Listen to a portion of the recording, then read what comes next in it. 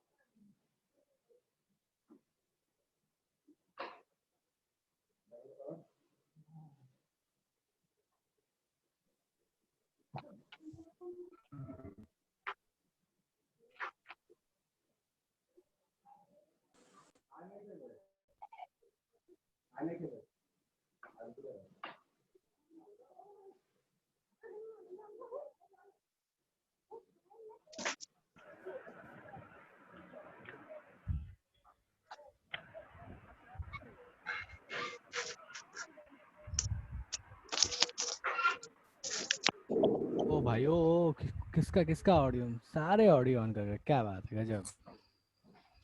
मौका मिला audio on करके रखेंगे।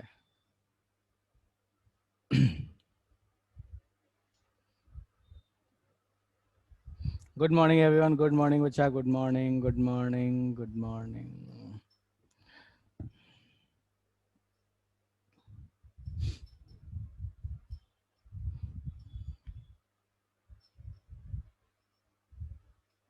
Good morning, good morning.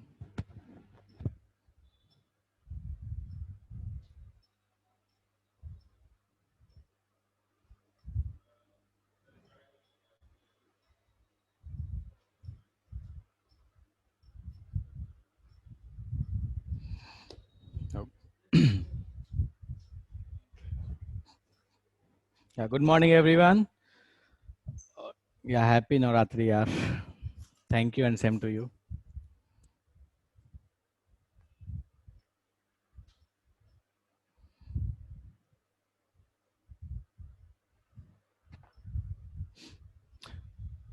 चलो बिल्कुल बिल्कुल ठीक है।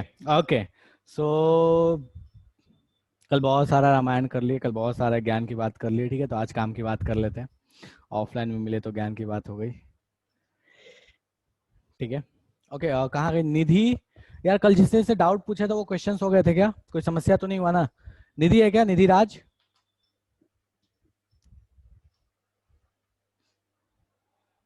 एक मिनट मुझे देख लेने दो, है नहीं है। किसके किसके क्वेश्चन थे? निधि के थे, जिसने बाद में क्वेश्चन पूछा था आदर्श बच्चा, क्वेश्चन हो गया था निधि?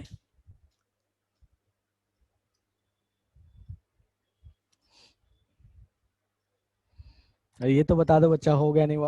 आदर्श कहाँ गया? आदर्श है, हाँ है। क्वेश्चन हो गया था आदर्श?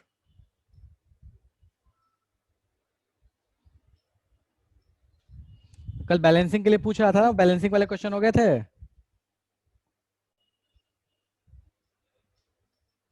ठीक है।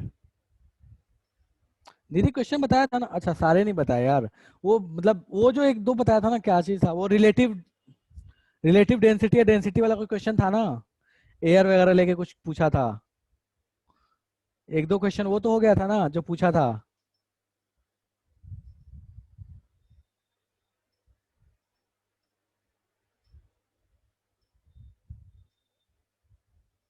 हाँ ठीक है, ओके।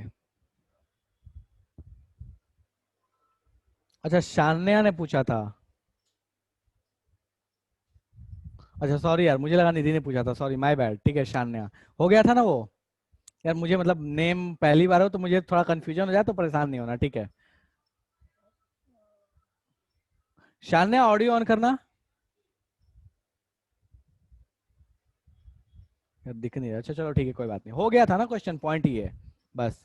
आरसीएम, आरसीएम के साथ था, किसने, मुझे नहीं याद है यार किसने पूछा था, मतलब शान्या या निधि, जिसने भी पूछा था, सॉरी जिसने भी पूछा हो, बट क्वेश्चन हो जाना इज इम्पोर्टेंट, ठीक है। हाँ हाँ हाँ, ठीक है ठीक है ठीक है, ओके। ठीक है, चलो। आरसीएम ही था, याद आ गया मेरे को। चलो ठीक है, तो अपन फटाफट क्लास स्टार्ट करते हैं, ठीक है। जनता आ चुकी है। तो लास्ट क्लास तक हम कहाँ पहुंच गए थे? तो लास्ट क्लास तक हमने पढ़ लिया था कि भाई साहब एटम जो है, एटम के टुकड़े किए, मतलब एटम के अंदर भी बहुत सारे पार्टिकल एग्जिस्ट करते हैं। एटम सबसे छोटा नहीं है, एटम से छोटे पार्टिकल भी एग्जिस्ट करते हैं, जिससे मिलके एटम बना हुआ है, सिंपल सा चीज, जिससे मिलके एटम बना हुआ है। वॉल्यूम स्ट्रेंथ, यार आयुष रुक जाओ यार, रुक जा रुक जा रुक जा, बहुत दिनों से यार ये मैं उस दिन भी भूल गया, अच्छा टाइम पे याद दिला दिया, ठीक है। मैं अभी जस्ट बता देता हूँ वॉल्यूम स्ट्रेंथ, ठीक है।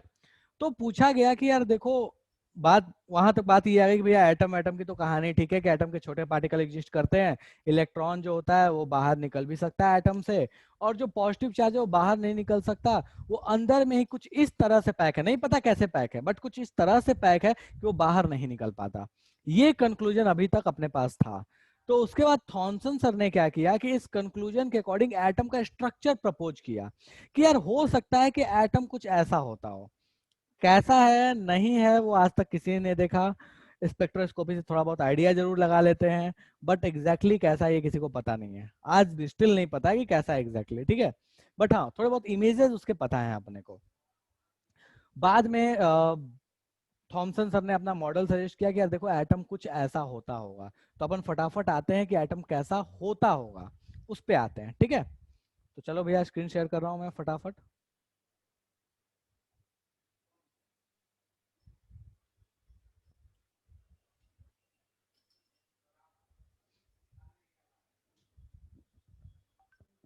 क्या हो गया आदर्श, आवाज नहीं आ रही है? ठीक है, वो मैं समझ गया तेरी बात, आवाज नहीं आ रही है क्या?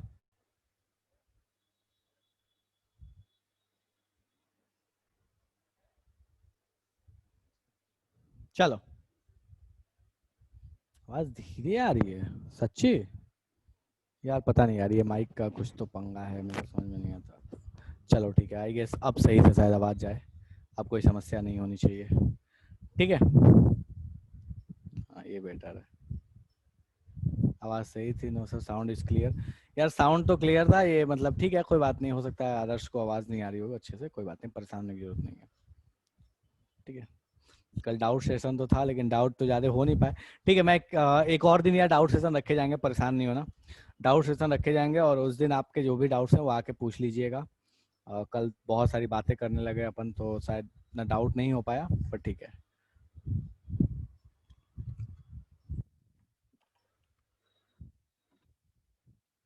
चलो आते हैं फटाफट। तो अब जिसका वॉल्यूम स्ट्रेंथ था, 1 मिनट रुक जाओ, बस इसको बता दूं मैं, ठीक है। तो थॉमसन सर ने बोला है कि यार देखो एटम क्या है ना, कि एटम कुछ स्फेरिकल टाइप की चीज होती होगी, पहली चीज कि भैया स्फेरिकल होता होगा।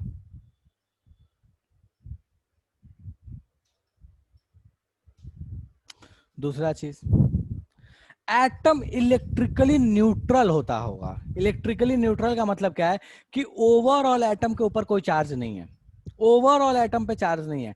हो सकता है उसके अंदर पॉजिटिव निगेटिव सब है, लेकिन ओवरऑल एटम के ऊपर कोई चार्ज नहीं है, मतलब एटम इलेक्ट्रिकली क्या होगा, न्यूट्रल होगा,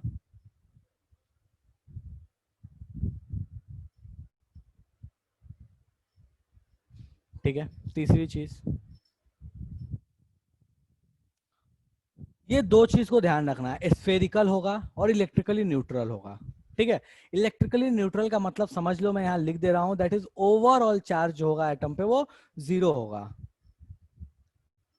ओवरऑल नो चार्ज, ओवरऑल उस पर कोई चार्ज नहीं होगा, ठीक है। तीसरी चीज, उसमें जो इलेक्ट्रॉन्स होंगे, ध्यान रखना, जो इलेक्ट्रॉन्स होंगे वो इलेक्ट्रॉन्स फिटेड होंगे। कैसे फिटेड होंगे? तो यार देखो, इसको ध्यान दो, ये वाला स्ट्रक्चर को अगर ध्यान दोगे तो आपको एक चीज दिखेगा क्या, ये बिल्कुल वैसे दिख रहा है जैसे अपने पास तरबूज होता है। तरबूज को काट दोगे तो ऐसे दिखेगा कि एक फ्रूटी पार्ट होता है और उसमें ऐसे ऐसे बीज जो होते हैं वो लगे होते हैं। ठीक है, और ये जो पॉजिटिव जो दिया है ना, वो बीज जैसी चीज नहीं है, वो फ्रूट वाली चीज है जो बिल्कुल फैला हुआ है। वो बिल्कुल फैला हुआ उस टाइप का ये पॉजिटिव पार्ट होगा। और ये जो निगेटिव है, जो इलेक्ट्रॉन्स हैं, वो बीज जैसे उसमें क्या है, फिटेड होंगे। ठीक है, तो उनके हिसाब से इलेक्ट्रॉन्स या negative charge fitted fitted like seeds,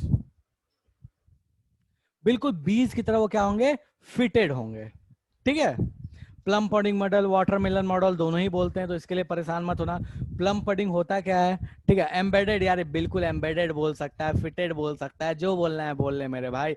अंग्रेजी नहीं पढ़ना अपने को पढ़ना है केमिस्ट्री। ठीक है, तो लैंग्वेज पे मत जा, सिंटिलेशन बोल, ग्लो बोल, जो बोलेगा चलेगा। ठीक है, तो बात ये आती है, ठीक है, परफोरेटेड बोल, होल्स बोल, ग्रुप्स बोल, सब चलेगा मेरे भाई। ठीक है चलो, मतलब ये है अपने पास कि ये जो निगेटिव चार्ज हैं, ये निगेटिव चार्ज को आप बाहर आसानी से निकाल सकते हो, और इसीलिए वो कैथोड एक्सपेरिमेंट में निकल भी गए। एनोड रे के साथ समस्या क्या थी कि एनोड रे में कोई चीज बाहर क्यों नहीं आई? तो एनोड रे में इसलिए बाहर नहीं आई क्योंकि भैया जो पॉजिटिव चार्ज है वो एक्चुअल में क्या है, वो पॉजिटिव चार्ज फैली हुई चीज है।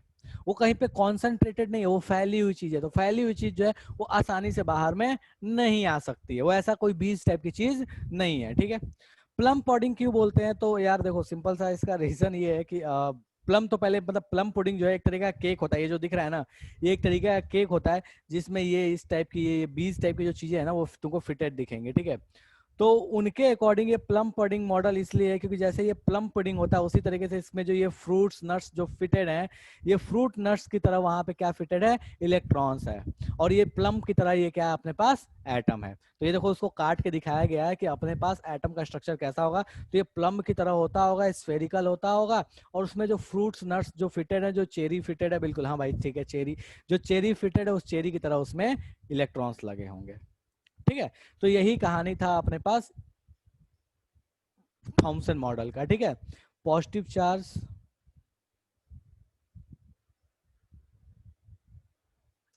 पॉजिटिव चार्ज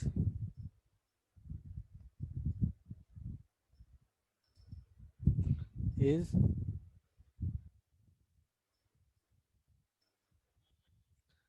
डिस्ट्रीब्यूटेड डिस्ट्रीब्यूटेड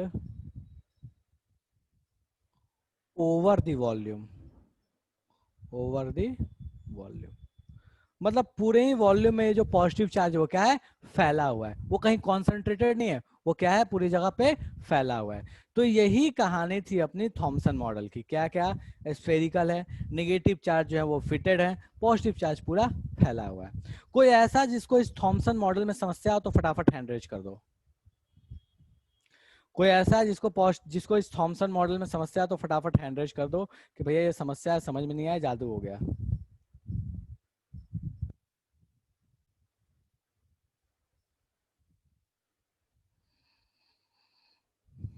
रिया बोल रही है फिर से, ठीक है रिया, ध्यान दो बच्चा। थॉमसन मॉडल बिल्कुल ऐसे है जैसे अपने पास एक वाटरमेलन है, एक तरबूज है, तरबूज को काट दो, उसको देखोगे क्या, तो उसमें निगेटिव चार्ज जो है वो बिल्कुल उसी तरह से जैसे बीज उसमें फिटेड होते हैं। और जो उसका फ्रूटी पार्ट है, जो रेड वाला पार्ट है, वो अपने पास क्या है, पॉजिटिव चार्ज है। तो वो पॉजिटिव चार्ज बिल्कुल पूरे में एकदम फैला हुआ है, और निगेटिव चार्ज उसमें क्या है, फिटेड है। दैट्स ऑल, चलेगा। ओवरऑल ये क्या होता है, न्यूट्रल होता है। डन है, मुझे इतना बता दो क्या बोलना चाहता है मेरे भाई, ओवरऑल। ठीक है,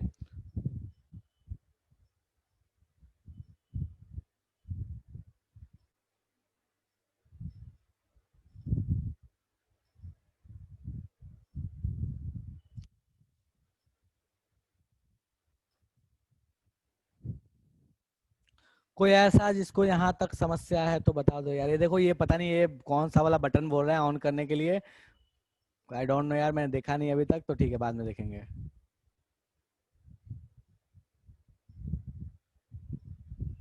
अबे ओवर लिख दे, ओवरऑल लिख दे, क्यों परेशान है? अंग्रेजी में काहे तबाह हो?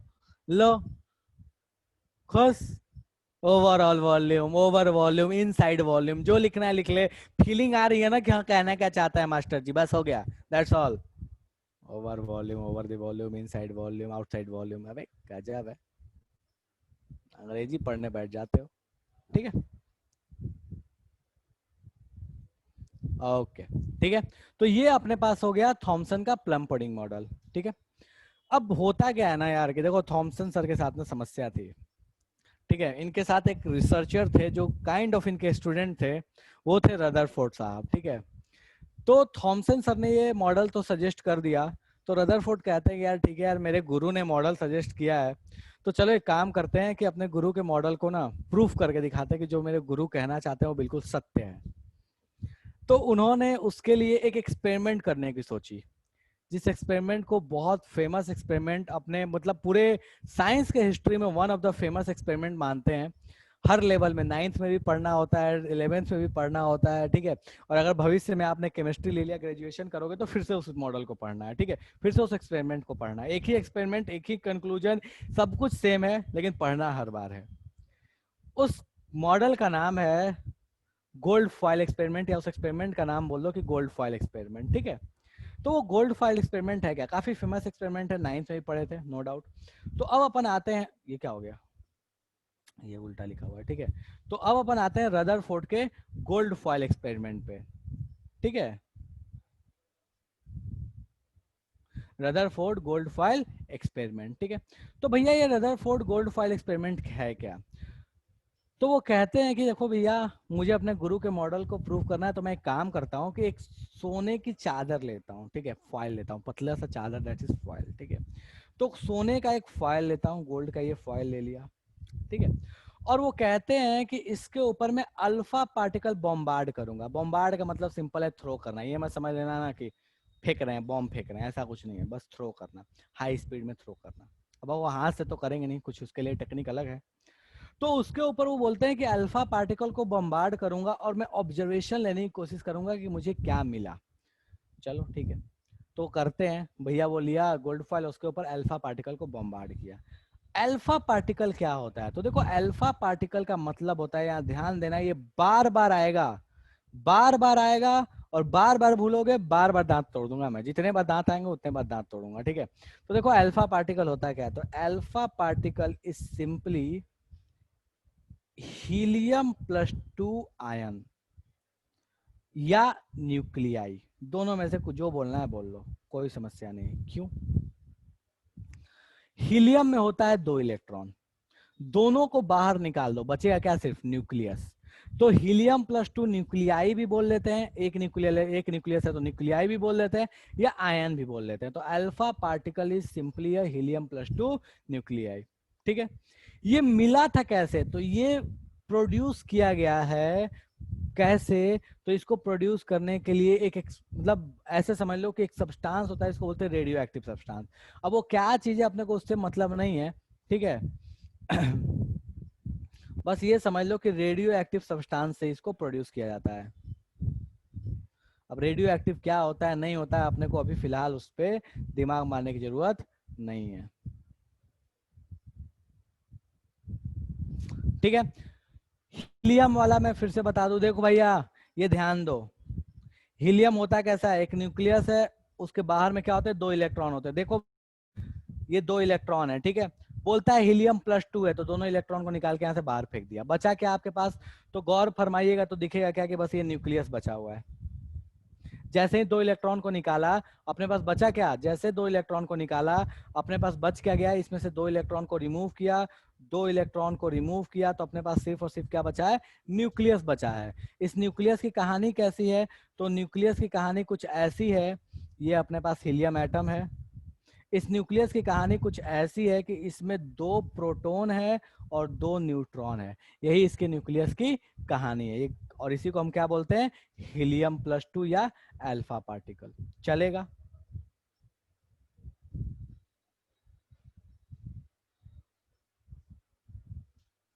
ठीक है, ये हीलियम एटम था। हीलियम एटम में से 2 इलेक्ट्रॉन थे। ठीक है, दोनों इलेक्ट्रॉन को निकाल के बाहर फेंक दिया। जो न्यूक्लियस बचा उसी को अपन क्या बोलते हैं, अल्फा पार्टिकल। चलेगा?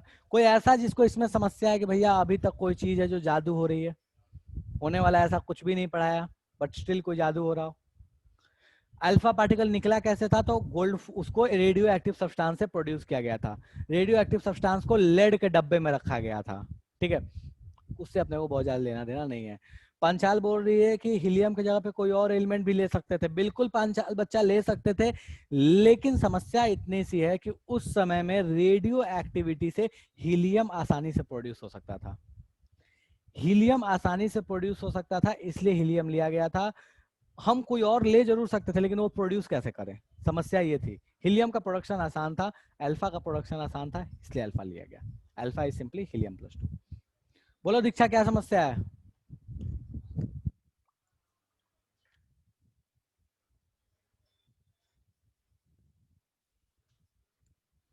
चलेगा?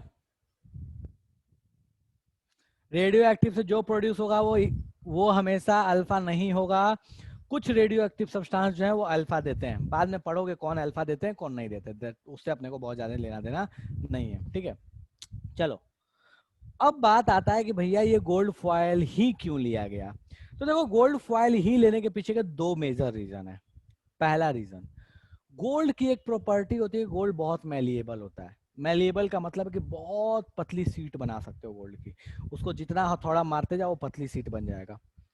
और किसी मेटल में ना इतनी मैलिएबिलिटी नहीं आ पाती जितनी गोल्ड में आ जाती है। तो पहला रीजन गोल्ड लेने का, दैट इज इसका मैलिएबल नेचर। दूसरा रीजन गोल्ड लेने का, उसका एक और भी रीजन है। वो रीजन ये कि गोल्ड बहुत ही नॉन रिएक्टिव होता है, नोबल मेटल होता है। अब नोबल मेटल होने की वजह से क्या होगा कि मान लो अगर यहाँ पे बहुत हाई टेम्परेचर जनरेट हो जाता, कुछ भी ऐसा कंडीशन होता है जिस कंडीशन में रिएक्टिविटी पॉसिबल होती है, अगर ऐसा कुछ हो जाता तो दूसरा एलिमेंट जो है वो रिएक्ट कर जाता, लेकिन गोल्ड रिएक्ट आसानी से नहीं करेगा। तो ये जो 2 रीजन थे, एक पहली चीज कि भैया गोल्ड बहुत अपने पास मैलिएबल होता है, और दूसरा बात है कि भैया गोल्ड के साथ समस्या अपने को नहीं है कि वो कहीं रिएक्ट करने जाएगा। और जिस समय एक्सपेरिमेंट किया गया था उस समय गोल्ड जो है अपने इंडियन प्राइस के अकॉर्डिंग समझ लो 1 या 2 रुपए पर ग्राम के हिसाब से चलता था, जिस समय का ये एक्सपेरिमेंट है। मतलब 47-48 में तो गोल्ड कुछ ऐसे 5 या 6 रुपीज पर ग्राम हुआ करता था, ऐसे कुछ रुपीज में था। 5 या 10 रुपीज होगा, बट वो रुपीज में पर ग्राम हुआ करता था। वो अलग बात है कि उस समय रुपीज की वैल्यू बहुत ज्यादा थी, दैट्स डिफरेंट थिंग। ठीक है, तो उस समय ऐसा कुछ नहीं था कि भैया बहुत महंगा होने वाला हो ये चीज। ठीक है, बीटा इसलिए नहीं दीक्षा क्योंकि बीटा पार्टिकल जो होता है बहुत लाइट होता है। वो इतना लाइट होता है कि भैया उसके लिए कहीं भी वो किसी भी, देखो अब बहुत हल्का पार्टिकल है तो उसके लिए क्या है ना कि उसका बीम बहुत सही से नहीं आएगा, उसका बीम सही से नहीं आएगा तो समस्या होगी। एक और भी रीजन है, वो रीजन ये कि बीटा एक इलेक्ट्रॉन है, और इलेक्ट्रॉन के साथ समस्या ये कि भविष्य में पढ़ोगे कि वो वेव नेचर दिखाने लगेगा, और वे भी प्रॉपर्टी यहाँ पे आ जाएगी तो अपने लिए समस्या हो जाता। इसलिए यहाँ पे अल्फा का इस्तेमाल किया गया। ठीक है, गामा रे कुछ नहीं होता मेरे भाई, लाइट को गामा रे, मतलब लाइट की ही बड़ी बहन है गामा रे। अब ठीक है, आगे पढ़ने वाले हैं, लाइट की बड़ी बहन होती है गामा रे। ठीक है, चलो। तो ये कहानी थी अल्फा पार्टिकल की। अल्फा पार्टिकल गया गोल्ड पे टकराया। गोल्ड पे टकराने के बाद हुआ क्या, तो देखो ये आपको थोड़ा बहुत ये गोल्ड के एटम्स आपको अरेंज करके दिखाए गए हैं, और यहाँ टकराने के बाद हो क्या रहा है। तो देखो इसमें आपको मैक्सिमम ऐसे दिख रहे हैं, गौर फरमाओगे तो मैक्सिमम आपको ऐसे दिख रहे हैं जो सीधे सीधे जा रहे हैं भैया। मैक्सिमम देखो ये सीधे सीधे जा रहे हैं, ये सीधा जा रहा है, सीधा जा रहा है, सीधा जा रहा है, सीधा जा रहा है, मैक्सिमम सीधे सीधे जा रहे हैं। लेकिन इस एक को देखो तो देखो ये एक जो है ये इधर ऐसे रिटर्न हो गया है, इसको ध्यान दो, एक रिटर्न हो गया। और इस एक को, इसको देखोगे तो ये भाई साहब यहाँ अंदर गया, और अंदर जाके ये कहीं तो कुछ तो घूम जा रहा है ये इधर ऊपर साइड में। मतलब 3 तरह की चीजें देखने को मिली हैं, मैक्सिमम सीधा, कुछ जो है वो थोड़ा टर्न, और बहुत कम जो है वो पूरे के पूरे बाउंस बैक हो गए। 3 चीजें, मैक्सिमम सीधे, कुछ जो है वो थोड़े से टर्न, और मैक्सिमम जो है कुछ सीधे, उल्टा बोल गया, मैक्सिमम सीधे, कुछ जो है वो थोड़े से टर्न, और बहुत कुछ थाउजेंड्स में 10,000 में एक आध बाउंस बैक हो गए। ये 3 ऑब्जर्वेशंस अपने को देखने को मिले। क्या क्या ऑब्जर्वेशन थे भैया? मैं यहाँ साइड में लिख रहा हूँ। मैक्स देखो अभी चैट मुझे नहीं दिख रहा है, चैट अभी हटाया हुआ है मैंने, तो अभी रुक जाना। Maximum alpha particles, maximum alpha particles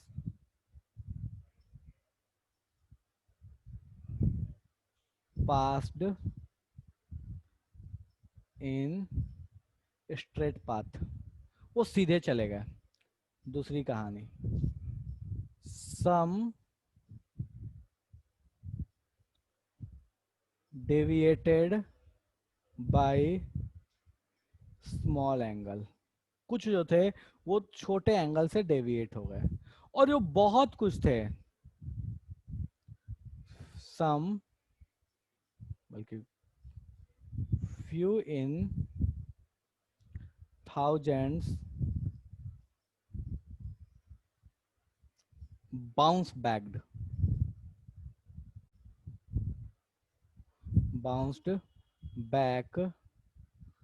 by approximately 180 degree. ठीक है, मतलब कुछ जो थे भैया वो पूरे बाउंस बैक हो गए, मैक्सिमम सीधे चले गए, थोड़े बहुत जो है वो डेविएट हो गए। तो अब पूछा गया, अब उन्होंने सोचा कि भैया ये जो कहानी हुई आखिर हुई क्यों। तो उन्होंने इस चीज के लिए ये जो ऑब्जर्वेशन किया, इस ऑब्जर्वेशन के अकॉर्डिंग उन्होंने अपना एक नया मॉडल प्रपोज कर दिया, और उन्होंने उसका एक कंक्लूजन निकाला कि देखो भैया ये ऐसा इसलिए हुआ क्योंकि एटम के साथ कुछ अलग ही चीज है। तो वो कहते क्या है कि मैक्सिमम सीधे निकले, इसका मतलब क्या है कि एटम में अधिकतर स्पेस खाली है। ठीक है, तो सीधे सीधे निकल गए क्यों, क्योंकि भैया खाली जगह है, वो गए एकदम स्पीड से, वहां से बुलेट ट्रेन की तरह सीधे सीधे निकल गए, क्योंकि स्पेस क्या है, खाली है। तो मैक्सिमम स्पेस जो है, maximum space in atom is vacant, maximum space जो है वो क्या है, खाली है। थोड़े बहुत जो है वो थोड़े से डेविएट किए, इसका मतलब क्या है, वो इसलिए डेविएट किए क्योंकि कहते हैं रदरफोर्ड साहब कि उनका डेविएशन इसलिए हुआ क्योंकि देखो उनके साथ एक चीज क्या हुई है, उनके साथ चीज ये हुई है कि वो देखो कुछ इस तरह से कहानी जा गई है। ओ भाई रुक जा, अभी जूम नहीं होना। तो वो कुछ डेविएट इसलिए हो रहे हैं क्योंकि जो जो जा रहे हैं सीधे सीधे, अगर वो न्यूक्लियस के थोड़े पास पहुंच के पास से जा रहे हैं या न्यूक्लियस के थोड़े पास पहुंच गए हैं, तो चूंकि ये न्यूक्लियस पॉजिटिव चार्ज है और ये भी helium +2 alpha particle positive charge है, तो इनके बीच में रिपल्सन होगा, और रिपल्सन की वजह से ये थोड़े अपना रास्ता को बदल लिए। तो रदरफोर्ड साहब कहते हैं कि भैया क्या है ना, कि एटम के सेंटर में, एटम के सेंटर में क्या है ना कि एक पॉजिटिव चार्ज रखा हुआ है, और वो पॉजिटिव चार्ज का अमाउंट भी बहुत ज्यादा है। इसलिए हो क्या रहा है कि इन दोनों के बीच में रिपल्सन हो रहा है, इस सेंटर वाले पॉजिटिव चार्ज में और ये अल्फा पार्टिकल वाले पॉजिटिव चार्ज में। और इस रिपल्सन की वजह से क्या हो रहे हैं कि कुछ जो है वो थोड़े से डेविएट हो जा रहे हैं। तो कुछ थोड़े से डेविएट क्यों हुए, क्योंकि वहां पे क्या काम कर रहा है, रिपल्सन काम कर रहा है। ठीक है, तो भैया यहाँ पे लिख लो फटाफट, due to repulsion between nucleus and alpha particle,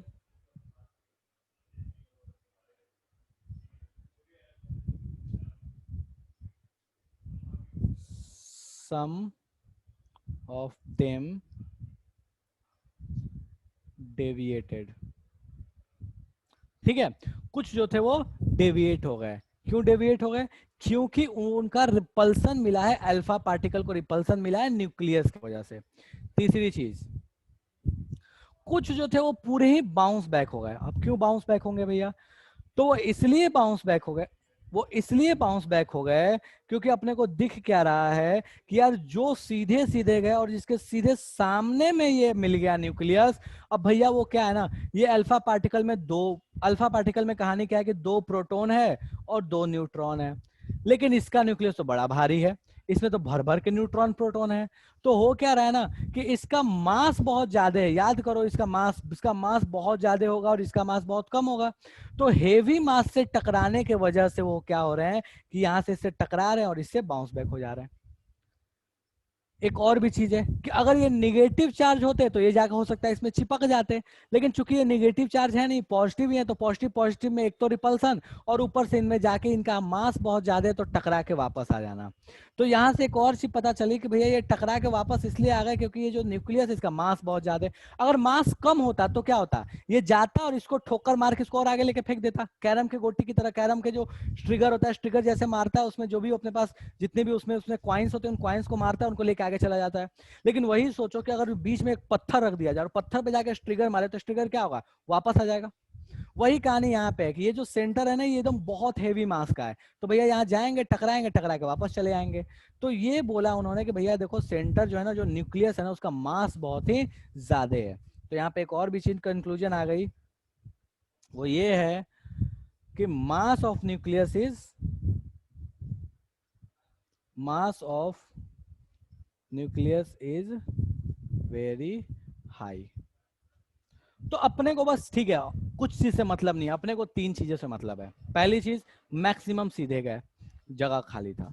दूसरी चीज, कुछ थोड़े से डेविएट हुए, क्यों, क्योंकि वो कॉन्सेंट्रेटेड पॉजिटिव चार्ज के पास से होकर गुजरे थे, रिपल्सन हुआ, थोड़े डेविएट हो गए। और कुछ जो थे वो पूरे बाउंस बैक हो गए, क्यों, क्योंकि वो एक भारी भरकम पॉजिटिव चार्ज से जाकर टकराए हैं और इस वजह से वो क्या हो गए, बाउंस बैक हो गए। तो यही तीन उनका कंक्लूजन आया जो रदरफोर्ड साहब ने इस पूरे गोल्ड फॉइल एक्सपेरिमेंट से निकाल दिया। मुझे इतना बता दो भैया कि कोई ऐसा जिसको ये पूरी कहानी समझ में नहीं आई। अब मैं चैट एक बार खोल लूं, देखूं क्या समस्या है किसी को। अब मुझे रुक जाओ, अब जिसको समस्या है वो अपने फटाफट हैंड रेज करो या चैट में मैसेज करो, हैंड रेज करो या चैट में मैसेज करो कि ये पूरी कहानी में कोई ऐसा फैक्टर था जो समझ में नहीं आया, जादू हो गया।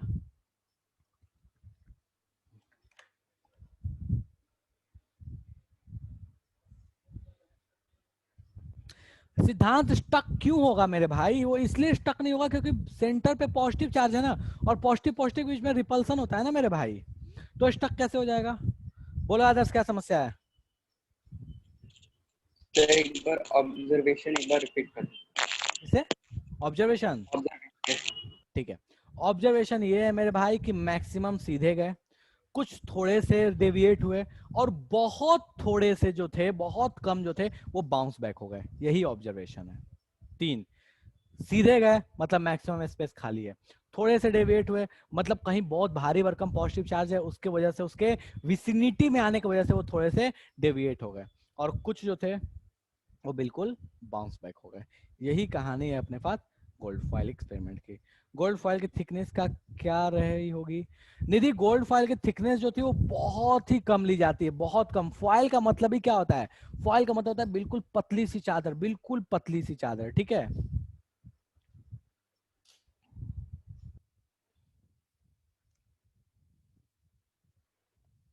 हेवी अमाउंट ऑफ गोल्ड से क्यों नहीं बॉम्बार्ड किया गया, गोल्ड से क्यों, अदर्स गोल्ड के साथ समस्या ये है कि गोल्ड से बॉम्बार्ड करोगे तो तुमको अपनी स्पीड देनी पड़ेगी। हीलियम+2 जो निकला है ना, वो बहुत स्पीड में था, वो दिखता नहीं था। देखो इस एक्सपेरिमेंट को देखो, गौर फरमाओगे तो देखो एक चीज ध्यान देगा, एक चीज यहाँ पे मिलेगा, देखो ऐसा नहीं है ना कि वो हीलियम प्लस आयन जो था वो दिखता हो, ऐसा नहीं है। ये एक्सपेरिमेंट में भी वही सेम टेक्निक इस्तेमाल की गई थी जो अपने को इस्तेमाल किया गया था उस टाइम जब कैथोड एक्सपेरिमेंट किया गया। देखो कौन सा वाला टेक्निक, पीछे में एक स्क्रीन लगाई गई और ये स्क्रीन से पता चल रहा है कि कहानी क्या हो रही है। यहाँ पे बहुत ज्यादा सिंटिलेशन है, यहाँ थोड़ा कम है, यहाँ बहुत कम है, और ये पीछे साइड में बहुत ज्यादा कम है। तो ये स्क्रीन से पता चला कि कहाँ पे कितने पार्टिकल हिट किए हैं। और अपने पास जो रेडियो एक्टिव सब्सटेंस होता है वो ऑटोमेटिकली जब वहां से वो डिसइंटीग्रेट होता है तो वो बहुत हाई स्पीड में वहां से कोई भी पार्टिकल को रिलीज करता है, चाहे वो अल्फा पार्टिकल, चाहे बीटा पार्टिकल, चाहे न्यूट्रिनो, प्रोटीन हो, कुछ भी हो।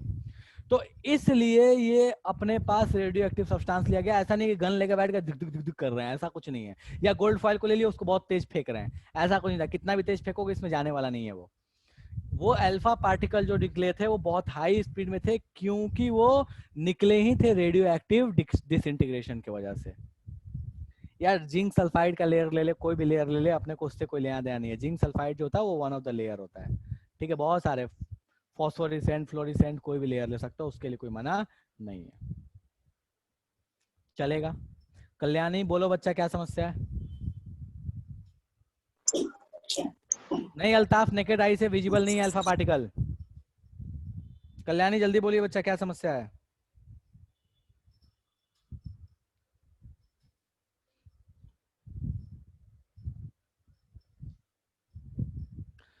चलो, तो ये कहानी हो गई रदरफोर्ड साहब के मॉडल की। तो वो क्या कहते हैं? वो कहते ये हैं कि सेंटर में न्यूक्लियस, न्यूक्लियस का मास बहुत ज्यादा है। ठीक है, देखो ध्यान दो, सेंटर में है न्यूक्लियस, न्यूक्लियस का मास है बहुत ज्यादा।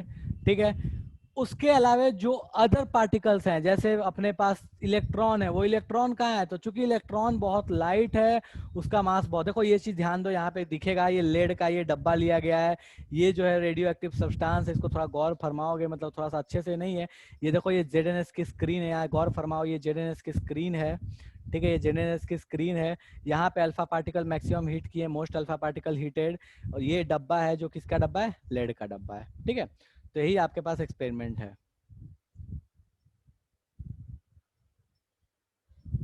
चलेगा? चलो, ठीक है। तो भैया अब उनका कंक्लूजन क्या है?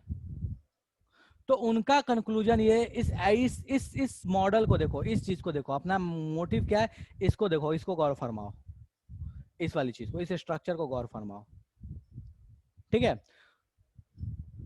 तो वो कहते क्या है कि देखो, वो कहते हैं कि देखो एटम कुछ ऐसा है, एटम ऐसा है मतलब इसमें क्या है? तो न्यूक्लियस क्या है ना, एक एटम में क्या है कि न्यूक्लियस है, और सारा पॉजिटिव चार्ज जो है ना वो न्यूक्लियस में ही कॉन्सेंट्रेटेड है। ठीक है, एक सेकंड रुक जाओ यार, एक इंपॉर्टेंट सा कॉल आ रहा है, एक मिनट रुक जाओ बस।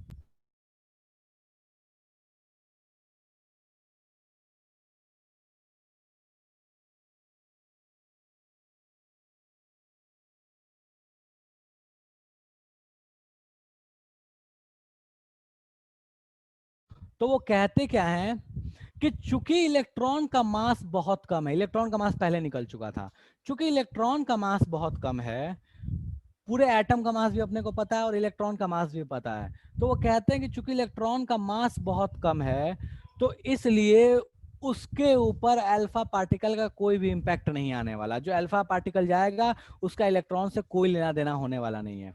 वो अल्फा पार्टिकल सिर्फ और सिर्फ न्यूक्लियस से इंटरेक्ट करेगा, और न्यूक्लियस से इंटरेक्ट करने के बाद घूमना फिरना, वो अट्रैक्ट होना नहीं होना, बाहर आना, वो सारा न्यूक्लियस पे ही डिपेंड करता है। तो वो मॉडल, एटम का मॉडल कुछ ऐसे सजेस्ट करते हैं, वो बोलते हैं, एक मिनट को यार, इसको क्या हो गया, जस्ट मिनट को, ये कुछ तो स्लो स्लो सा चल रहा है। हाँ, कल्याणी एक मिनट रुक जा बच्चा, मैं अनम्यूट करने का परमिशन दे रहा हूँ, एक बार पहले मैं इस चीज को लिख दूं। ठीक है, तो वो कहते ये हैं कि मैक्सिमम चार्ज, अबे यार ये क्या हो रहा है, एक मिनट रुक जा यार, कुछ तो समस्या हो रहा है, एक मिनट रुक जाओ बच्चा, एक मिनट रुक जाओ।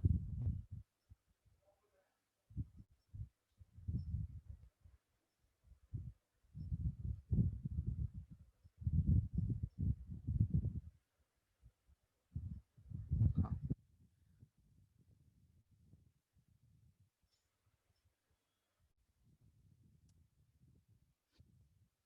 पता नहीं क्या ये हो रहा है।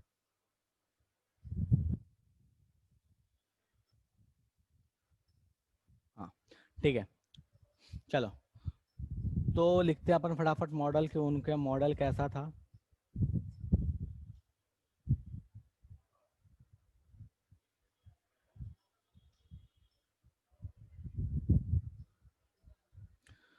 पहला चीज, maximum mass is concentrated in center called nucleus। पूरे एटम का मैक्सिमम जो मास है वो सेंटर में ही कॉन्सेंट्रेटेड है। बहुत लोग ये सोचते होंगे कि यार सर ये कैसे पता कि मैक्सिमम मास सेंटर में ही है? तो देखो एक एग्जांपल के तौर पे बताता हूँ। ठीक है, मान लो कोई एटम है, कोई भी एटम है, उस एटम का मास तो मेजर कर ही सकते हैं, क्योंकि एटॉमिक मास सब तो उस समय तक सबका पता था, जो जो डिस्कवर्ड थे। तो एटॉमिक मास मेरे को पता है, और उसमें कितने इलेक्ट्रॉन्स है वो अपने को पता है चार्ज के अकॉर्डिंग। तो यार इलेक्ट्रॉन का नंबर पता है, इलेक्ट्रॉन, तो इलेक्ट्रॉन के नंबर से इलेक्ट्रॉन का मास आ गया। इलेक्ट्रॉन का मास पता और पूरे एटम का मास पता। अब दो चीज पता है, इलेक्ट्रॉन का मास, पूरे एटम का मास, तो हम उससे क्या निकाल सकते हैं, न्यूक्लियस का मास। और जो न्यूक्लियस का मास आता था ना, वो लगभग लगभग एटम के मास के बराबर ही आता था, मतलब इलेक्ट्रॉन का मास क्या हो जाता था, इग्नोर हो जाता था। तो वहां से उन्होंने बोल दिया कि भैया देखो बात ऐसा है कि मैक्सिमम मास जो है वो कहाँ पे है, सेंटर में ही है, सेंटर में ही कॉन्सेंट्रेटेड है। पता कैसे चला था, एक पार्टिकल गया, हिट करके वापस आ गया। उसके बाद बोलते क्या है कि पॉजिटिव चार्ज जो है वो भी सेंटर में ही कॉन्सेंट्रेटेड है। Positive charge is concentrated in centre called nuclei. Positive charge भी कहाँ है, सेंटर में कॉन्सेंट्रेटेड है। तीसरी चीज, तो निगेटिव कहाँ है बता दीजिए। तो बोलते हैं कि भैया देखो निगेटिव चार्ज के साथ ऐसा है ना कि निगेटिव चार्ज इज, चाहो तो रिवॉल्व लिखो, चाहो तो मूव लिख लो, ठीक है, revolving around nucleus. Negative charge जो है वो न्यूक्लियस के अराउंड क्या हो रहा है, रिवॉल्व हो रहा है। अब कोई ये पूछ सकता था कि रिवॉल्व ही क्यों हो रहा है, उसको एक जगह पे फिक्स क्यों नहीं कर दिया, जैसे ये दिखा रहा है, ये एक जगह पे फिक्स ही बोल देते हैं, रिवॉल्व क्यों हो रहा है। तो देखो भैया रिवॉल्व इसलिए हो रहा है क्योंकि अगर वो रिवॉल्व नहीं करेगा तो ये प्रोटॉन के अट्रैक्शन के कारण ये सेंटर में चला आएगा। न्यूक्लियस के अट्रैक्शन कारण वो सेंटर में चला आएगा, तो उसका रिवॉल्व करना जरूरी है। जैसे किसी बॉल को लेकर जब तक घुमा रहे हैं तब तक तो वो दूर है, लेकिन जैसे घूमना बंद होता है वो धीरे धीरे कहाँ जाता है, सेंटर में आता है। ये एग्जांपल फिर से आएगा आपके पास, ठीक है। तो कोई चीज घूमती है तब तक तो वो दूर है। कुछ नहीं, एक सिंपल सा एग्जांपल कर सकते हो, एक कटोरा लो, एक कटोरे में क्या करो ना, वो जो कांच होती है ना, कांच की जो गोलियां होती है, उसको लेके घुमा दो। जब तक वो घूम रहा है तब तक तो ऐसे ऐसे घूमते रहेगा, लेकिन जैसे जैसे उसकी स्पीड धीरे आएगी वो कहाँ आ जाएगा, सेंटर में आ जाएगा। तो इस इलेक्ट्रॉन के साथ भी बात ये है ना कि वो उन्होंने बोला कि भैया देखो क्या है ना कि इलेक्ट्रॉन्स जो है वो घूम रहे हैं, कहाँ घूम रहे हैं नहीं पता, कितने स्पीड से घूम रहे हैं नहीं पता, कितने घूम रहे हैं नहीं पता। हमको इलेक्ट्रॉन के बारे में कुछ नहीं पता कि क्या क्या कैसे कहाँ कब, मेरे को ये पता है बस घूम रहे हैं, दैट्स ऑल। तो अपने पास रदरफोर्ड साहब बोलते हैं कि इलेक्ट्रॉन घूम रहा है, सेंटर में न्यूक्लियस है, न्यूक्लियस पे पॉजिटिव चार्ज है, और मैक्सिमम मास जो पूरे एटम का रखा है वो न्यूक्लियस रखा है, बाकी पूरे एटम में खाली जगह है। ये देखो ये जितना जो जगह ये दिख रहा है ना, ये सारी जगह क्या है, खाली है, मतलब पूरा एटम जो है वो बिल्कुल खाली खाली सा है, सेंटर में एक न्यूक्लियस है, बाकी मैक्सिमम स्पेस खाली है, इलेक्ट्रॉन घूम रहा है। इसका कंपैरिजन ऐसे समझ सकते हो कि रेंज ऑफ न्यूक्लियस जो यहां से सजेस्ट किया गया था, रेंज ऑफ न्यूक्लियस जो है वो लगभग है 10⁻⁻15 मीटर डायमीटर का। रेंज ऑफ न्यूक्लियस का मतलब किसका बात कर रहे हैं, डायमीटर का, ठीक है। इसका डायमीटर, न्यूक्लियस का डायमीटर कितना है, तो 10⁻15 मीटर। लेकिन रेंज ऑफ रेडियस एटम की अगर बात करें, एटम का रेंज कितना है, तो रेंज ऑफ एटम, इसका भी डायमीटर या डायमीटर रेडियस कुछ भी ले लो, उससे कोई फर्क नहीं पड़ता, बस 2 से मल्टीप्लाई करना, रेंज में तो कोई फर्क ही नहीं पड़ेगा, ठीक है। तो चाहे डायमीटर चाहे रेडियस कुछ भी बोलना है बोल सकते हो। तो इसका जो डायमीटर का रेंज है वो रेंज है लगभग 10⁻10 मीटर। तो यहां से एक चीज दिख रहा है क्या कि यार न्यूक्लियस जो है वो देखो कि एटम के साइज से बहुत ही छोटा है, बहुत ज्यादा छोटा है। मतलब इतना छोटा है कि अगर एक फुटबॉल ग्राउंड ले लो तो उसमें अगर वो फुटबॉल ग्राउंड के बराबर अगर एक एटम का साइज है, तो एक न्यूक्लियस का साइज जो है वो फुटबॉल के साइज के बराबर है। इतना छोटा है न्यूक्लियस। पूरे फुटबॉल ग्राउंड के बराबर अगर एक एटम है तो उसका न्यूक्लियस जो है वो एक फुटबॉल के साइज के बराबर है। ये कंपैरिजन वहां पे उन्होंने बताया कि न्यूक्लियस बहुत ही छोटा है, बहुत ही भारी है, और सारा पॉजिटिव चार्ज उसी में है, मैक्सिमम स्पेस खाली है, इलेक्ट्रॉन फ्री के उसी में कहीं ना कहीं घूम रहे हैं। कहाँ घूम रहे हैं इसका कोई इंफॉर्मेशन नहीं है, कितने स्पीड से घूम रहे हैं कोई इंफॉर्मेशन नहीं है। ये कहानी थी रदरफोर्ड साहब के मॉडल की। अब जिसके इसके डाउट है भैया वो अपने हैंड रेज करो, मैसेज करो, मैं सबके डाउट क्लियर करता हूँ, ठीक है। तो हाँ एक एक करके रुक जाओ। कल्याणी कब से बोली थी सर मेरे को अनम्यूट करो, तो भैया कल्याणी को पहले अनम्यूट करते हैं। कल्याणी बिल्कुल बच्चा 1 मिनट रुक जाओ। हाँ बोलो बच्चा क्या समस्या है। सर इसके हिसाब से तो जेजे थॉमसन का जो एक्सपेरिमेंट था वो तो गलत हो गया ना, बिल्कुल फेल्ड हो गया। बिल्कुल उनका मॉडल गलत हो गया, आगे जो आएगा उनके हिसाब से ये भी गलत है। लेकिन एक चीज गौर फरमाओ, जेजे थॉमसन साहब का जो सबसे मेन बेस था जिस पे उन्होंने काम किया, वो यहाँ गलत नहीं हुआ। देखो सारे एक्सपेरिमेंट में क्या है ना, जो लोगों ने बिना ऑब्जर्वेशन के कोई चीज डाली वो गलत हुआ, जो बिना ऑब्जर्वेशन के डाली, जो ऑब्जर्वेशन के साथ डाली वो गलत नहीं हुआ। निगेटिव चार्ज एटम से बाहर निकलता है, यहाँ पे भी उन्होंने निगेटिव चार्ज को ये नहीं बोल दिया कि ऐसे कहीं भी है, कहीं भी ऐसे फैला हुआ, नहीं, उन्होंने यहाँ पे भी रखा कि निगेटिव चार्ज ऐसे घूम रहा है, इलेक्ट्रॉन घूम रहा है बाहर में, तभी तो बाहर निकल सकता है। वो एक्सपेरिमेंट कहाँ से आया था, वो रिजल्ट कहाँ से आया था, कैथोड रे से आया था, वो अभी भी वैलिड है। लेकिन पॉजिटिव चार्ज का उनको पता नहीं था, वो बस उन्होंने एक आइडिया दिया कि पॉजिटिव ऐसा होगा, पॉजिटिव का कहानी गलत होगी, निगेटिव अभी भी सही है। आगे जब आएंगे तो न्यूक्लियस वाला कहानी बोर साहब में भी सही होगा कि न्यूक्लियस ऐसा है, लेकिन न्यूक्लियस के साथ इलेक्ट्रॉन का जो उन्होंने ऑब्जर्वेशन दिया, इलेक्ट्रॉन को देखा नहीं तो कुछ बोला नहीं, बोर साहब इलेक्ट्रॉन के बारे में बता के जाएंगे। जो प्रैक्टिकल ऑब्जर्वेशन थे वो सही आए, लेकिन जो उन्होंने हाइपोथेसिस दी, जो अपने तरफ से ऐड किया, उन चीजों में चेंजेस किए गए आगे चल के। चलेगा? सर इलेक्ट्रॉन उनके एक्सपेरिमेंट में रिवॉल्व कर रहा था। इलेक्ट्रॉन रिवॉल्व नहीं कर रहा था, इलेक्ट्रॉन एक पार्टिकल है, पार्टिकल के ऊपर चार्ज इतना है, मास इतना है, वो उस इलेक्ट्रोड, वो जो कैथोड रे था, उस कैथोड रे से बस यही कंक्लूजन आया था, इलेक्ट्रॉन एक पार्टिकल है जो एटम के अंदर रहता है, उसके ऊपर चार्ज इतना है, उसके ऊपर मास इतना है। और कुछ आया था क्या उससे? कैथोड रे में ये बोला गया था क्या कि वो घूम रहा है? ऐसा कैथोड रे के एक्सपेरिमेंट में कुछ प्रूफ हुआ क्या?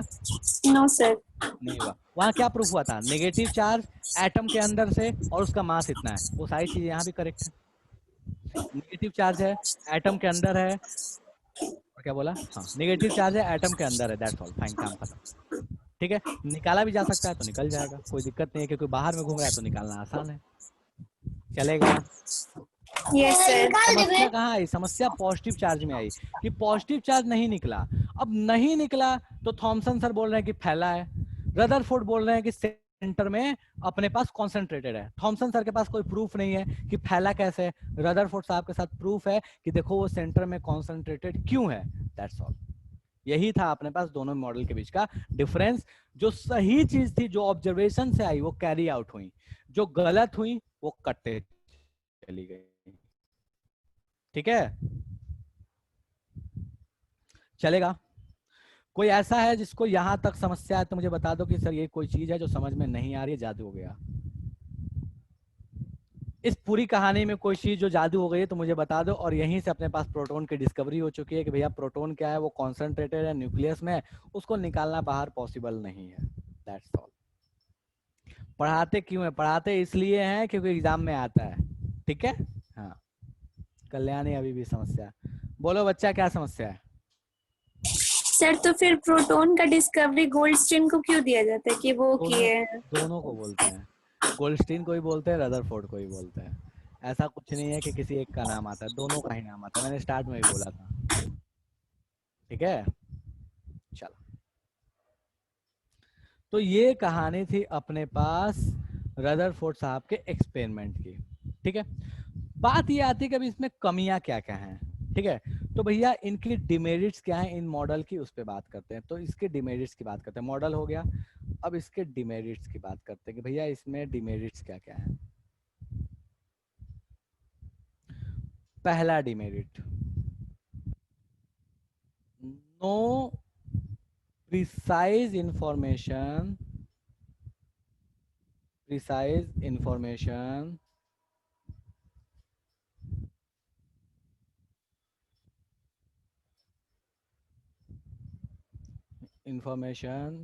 About electron. भैया इलेक्ट्रॉन के बारे में बहुत अच्छे से नहीं बता पाए ये, कि इलेक्ट्रॉन कहाँ घूम रहा है, कैसे घूम रहा है, किस स्पीड से घूम रहा है, इसके बारे में वो सही से नहीं बता पाए। तो ये उनकी सबसे बड़ी कमी थी कि वो इलेक्ट्रॉन के बारे में सही से इंफॉर्मेशन नहीं दे पाए। इलेक्ट्रॉन, ठीक है, कैसे, कौन कौन सी चीज? भैया पोजीशन, पोजीशन का मतलब आगे चल के पढ़ोगे तो ऑर्बिट के बारे में, कि ऑर्बिट्स में कहाँ घूम रहा है, कैसे घूम रहा है, कोई इन्फॉर्मेशन नहीं है। ठीक है, स्पीड के बारे में कोई अता पता नहीं है। ठीक है, रेडियस के बारे में कोई अता पता नहीं है कि किस रेडियस पे घूम रहा है। ठीक है, तो इन चीजों के बारे में उन्होंने कोई खास इन्फॉर्मेशन नहीं दे पाए कि भैया एटम जो है वो कहाँ घूम रहा है, कितने स्पीड से घूम रहा है, इलेक्ट्रॉन कहाँ घूम रहा है, कितने स्पीड से घूम रहा है, कितने कितने किस जगह पे घूम रहे हैं, इसके बारे में उनका कोई इन्फॉर्मेशन नहीं था। ठीक है, तो ये पूरी कहानी थी अपने पास रदरफोर्ड साहब की। ठीक है, अब कुछ लोग इसके बाद आए जिनका नाम था one of the that is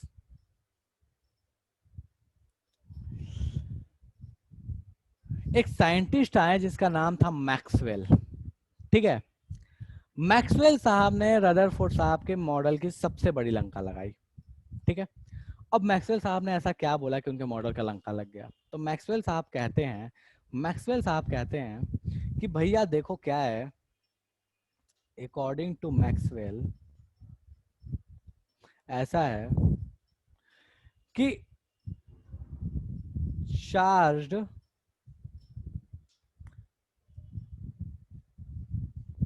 particle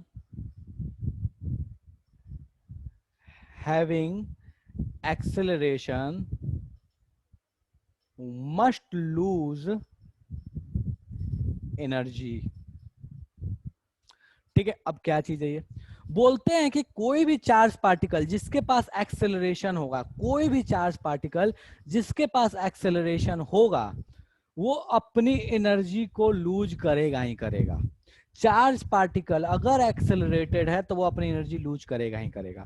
electron charge particle है, बोर साहब बोलते, सॉरी रदरफोर्ड साहब बोलते हैं कि गोल गोल घूमता है। गोल गोल घूमता है, इसका मतलब क्या है भैया? उसके पास एक्सेलरेशन है। कैसे एक्सेलरेशन है? तो भैया गोल गोल घूमने की वजह से एक्सेलरेशन इसलिए है क्योंकि हमको पता है कि एक्सेलरेशन का मतलब होता है या तो मैग्नीट्यूड चेंज हो जाए या डायरेक्शन चेंज हो जाए। ठीक है, किसका? वेलोसिटी का। ठीक है, तो भैया अगर अपने पास ये जो इलेक्ट्रॉन है ये गोल गोल घूम रहे हैं, इलेक्ट्रॉन भैया यहाँ पे गोल गोल अगर घूम रहे हैं अपने पास, ठीक है, ये क्या हो गया मेरे?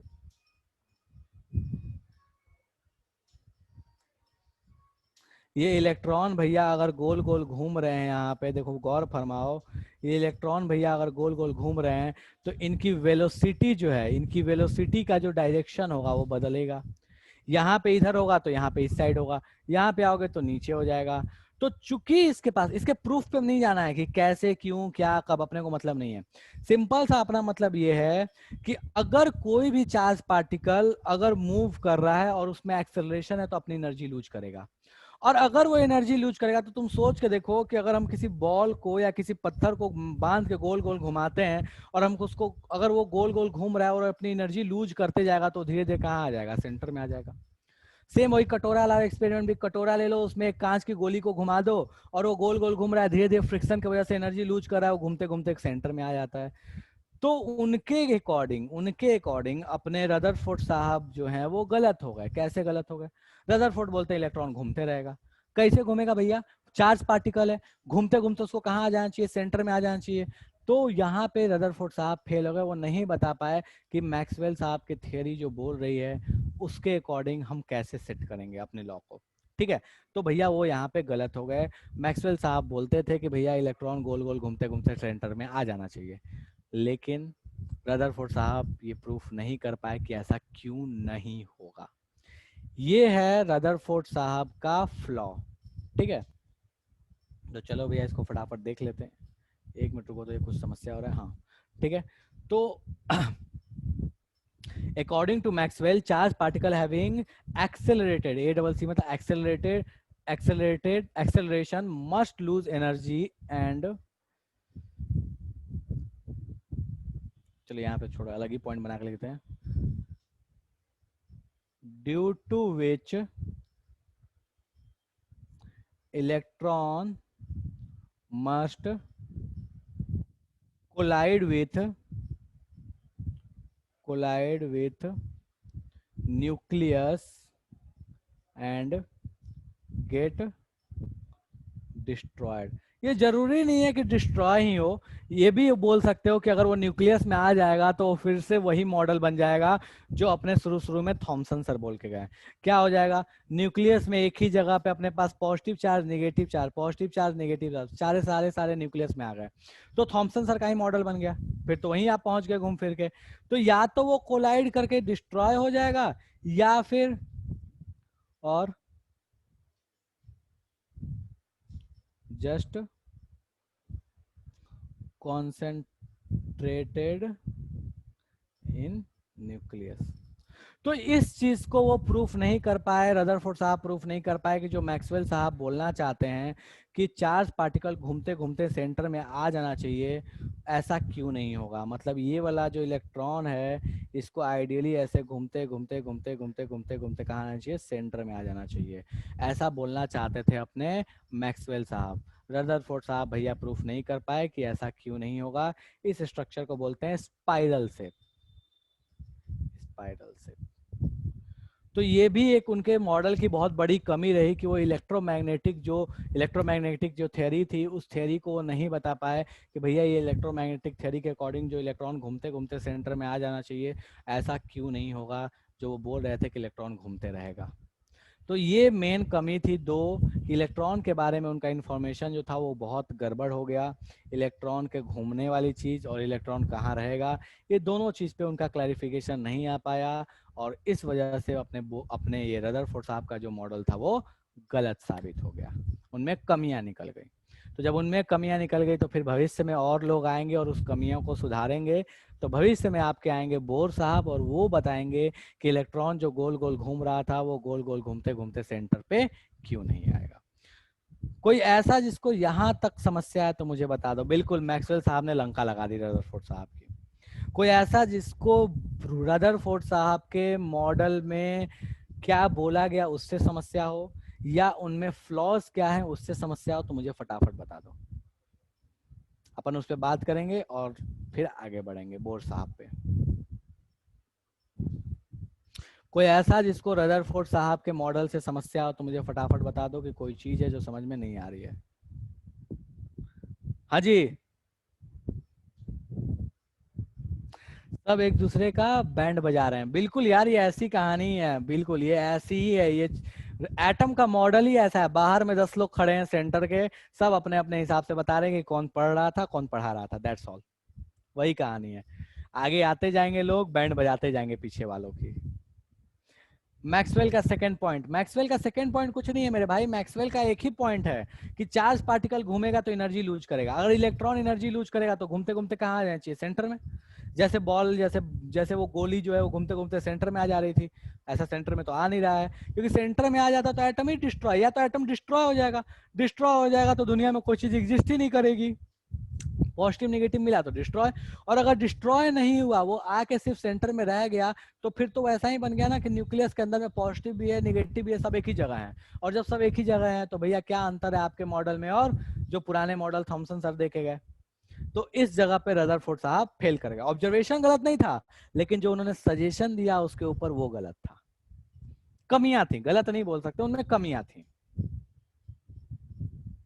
यार देखो, बड़े और छोटे साइंटिस्ट नहीं होते यार, ये बहुत गलत चीज है कि कोई साइंटिस्ट बड़ा या छोटा होता है, ये बहुत गलत बात है। मतलब ऐसा हम डिफाइन नहीं कर सकते कौन साइंटिस्ट बड़े हुए छोटे हुए, उनके कोई मार्किंग नहीं की जाती है कि भैया ये बड़े ये छोटे, सबने अपने अपने अकॉर्डिंग बहुत अच्छा काम किया, ठीक है। और लास्ट वाला साइंटिस्ट विनर होगा, बिल्कुल यार, लास्ट वाला साइंटिस्ट ऐसा निधि कहती है कि विनर होगा। तो ये पूरी कहानी थी अभी तक की, रदरफोर्ड साहब तक की। रदरफोर्ड साहब के मॉडल को एक और भी नाम बोलते हैं, that is planetary model. Planetary model क्यों बोलते हैं, इसलिए बोलते हैं, ठीक है, बिल्कुल कमी और खासियत सब में होती है।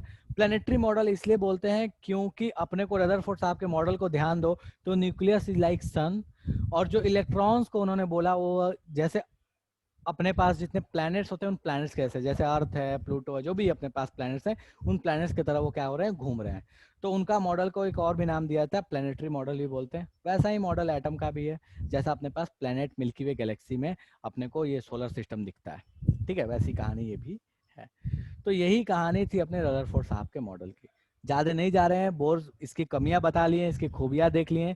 अगले क्लास में अपन स्टार्ट करेंगे बोर साहब के साथ कि भैया बोर साहब ने क्या किया, थोड़ा सा एनसीईआरटी रीडिंग डाल के आना, ठीक है, वेव थ्योरी, पार्टिकल थ्योरी, ये सारी चीजें थोड़ी बहुत पढ़ के आना, क्योंकि अब जो चीजें आने वाली है वो थोड़ी मेहनत वाली आने वाली है। अभी तक ऐसा था जो सब आप पढ़ के आए हो, 9th क्लास में आपको पढ़ाया गया था, लेकिन अब जो पढ़ोगे वो एक्चुअल 11th अब से स्टार्ट होगा। कैथोड रे नहीं पढ़े थे 9th में, दैट्स ओके, बट ये जो दोनों मॉडल है, ये दोनों मॉडल आपको 9th में पढ़ाया गया था, ठीक है। बिल्कुल रेवांस में डाल दूंगा यार पीडीएफ, ठीक है। तो ये कहानी है आपके अभी तक की रदरफोर्ड साहब की। आज के लिए फिलहाल यहीं पे सभा समाप्त करते हैं, अगले क्लास में स्टार्ट करेंगे बोर्स मॉडल। बिल्कुल पीडीएफ डाल दूंगा मैं, परेशान नहीं हो।